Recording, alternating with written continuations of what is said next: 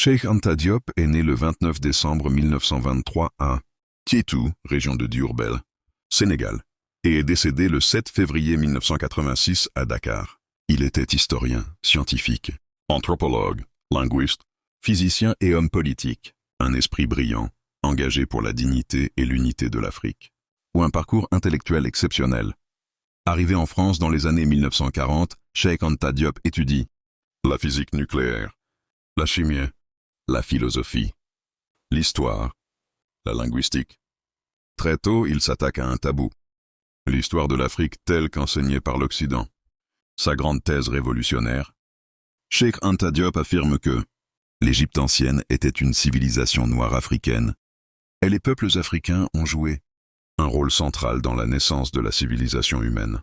L'Afrique avait des États, des sciences et des systèmes politiques avancés bien avant la colonisation. Pour prouver cela, il utilise la linguistique, comparaison des langues africaines, l'anthropologie, la biologie, l'histoire, la physique, datation au carbone 14, le savant africain. De retour au Sénégal, il fonde le premier laboratoire de datation au carbone 14 en Afrique noire, à l'IFAN, Université de Dakar, un exploit scientifique énorme pour l'époque. Œuvre majeure. Parmi ses livres les plus célèbres, Nations nègres et culture, 1954, Antériorité des civilisations nègres, Civilisation ou barbarie, L'unité culturelle de l'Afrique noire. Ces ouvrages ont réveillé la conscience africaine, ou un combat politique et culturel. Cheikh Anta Diop militait pour l'unité africaine, l'indépendance intellectuelle, l'enseignement de l'histoire africaine vraie, l'utilisation des langues africaines dans l'éducation.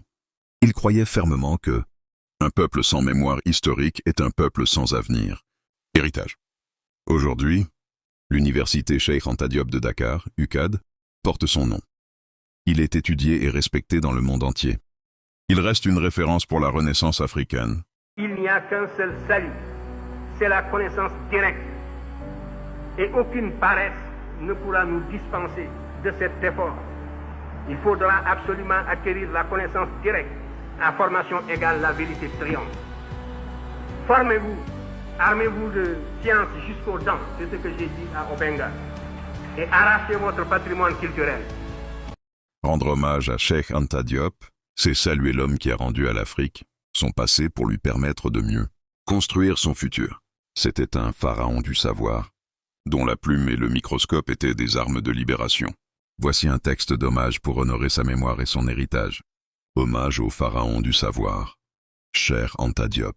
Il est des hommes qui ne se contentent pas de traverser l'histoire, mais qui la redressent. Cheikh Anta Diop fut de ceux-là. À une époque où le monde détournait le regard des racines de l'humanité, il s'est levé, armé de la rigueur du physicien et de la passion de l'historien, pour briser les chaînes de l'oubli, le rectificateur de la mémoire. Par ses travaux monumentaux, notamment Nations nègres et culture, il a redonné à l'Afrique sa place centrale dans la marche du monde. Il n'a pas seulement affirmé l'origine africaine de la civilisation égyptienne. Il a prouvé que la dignité humaine ne se négocie pas. Elle se démontre par la science et la vérité. Un savant multidimensionnel, physicien nucléaire, anthropologue, linguiste et homme politique, il incarnait l'idéal de l'humaniste complet. Il nous a appris que la science est une arme. Elle doit servir à décoloniser les esprits. L'identité est un ancrage. Sans racines, aucun peuple ne peut fleurir. L'unité est une nécessité. Son rêve d'un État fédéral africain reste, encore aujourd'hui, une boussole pour le continent. Le venin de l'ignorance ne peut être combattu que par l'antidote de la connaissance. Cet adage aurait pu être le sien. Lui qui a passé sa vie à ausculter les hiéroglyphes et à dater les pigments de la peau des pharaons pour rétablir une vérité confisquée. Son héritage, une flamme de conscience. Aujourd'hui, l'université de Dakar porte son nom, mais son véritable monument se trouve dans l'esprit de chaque jeune qui, grâce à lui, peut dire « Je sais d'où je viens, donc je sais où je vais ». Cheikh Anta Diop ne nous a pas seulement laissé des livres, il nous a légué une responsabilité, celle de poursuivre la quête de l'excellence et de l'indépendance intellectuelle. Cher maître, votre lumière ne s'éteint pas. Elle continue d'éclairer les sentiers de la Renaissance africaine. Le blanc est sorti du noir à la suite d'un processus d'adaptation à un climat froid. Et cela, tous les spécialistes aujourd'hui le savent dans leur fort intérieur, même s'ils ne le disent pas avec autant de netteté.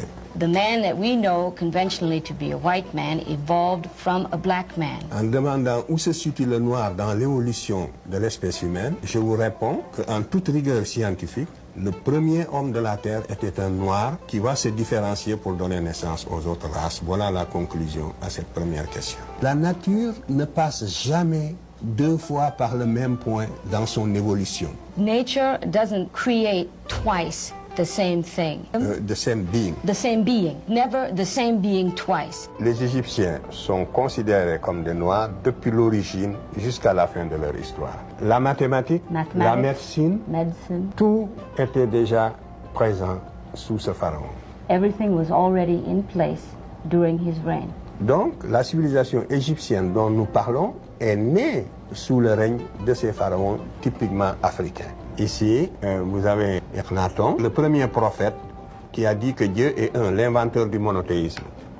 Il était avant Moïse. La Bible n'existait pas encore. À cette époque-là, la pensée religieuse, encore, vous voyez, est partie de l'Afrique. C'est l'Afrique qui a initié la religion monothéiste. Why is the history of Egypt so crucial to black people?